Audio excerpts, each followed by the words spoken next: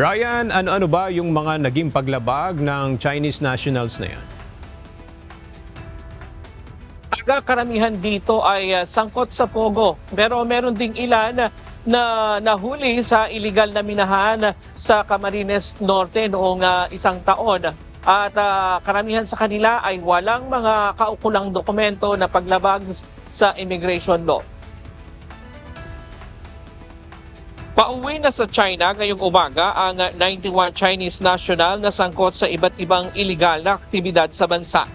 Katuwang ang Chinese Embassy, Bureau of Immigration at iba pang ahensya ng pamahalaan. Pinagunahan ng Presidential Anti-Organized Crime Commission o PAOK ang pagpapadeport sa mga dayuhang Chinese. Nasa 103 ang orihinal na kasama sa deportation ngayong araw.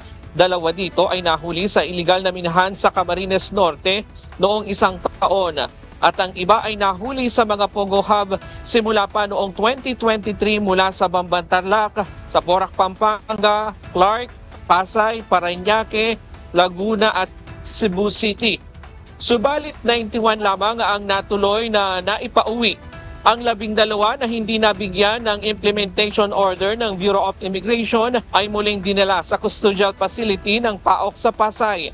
Ayon sa PAOK, makikipag-ugnayan sila agad sa Bureau of Immigration upang makumpleto ang mga dokumento ng mga natirang dayuhan para maipa-deport sila sa lalong madaling panahon.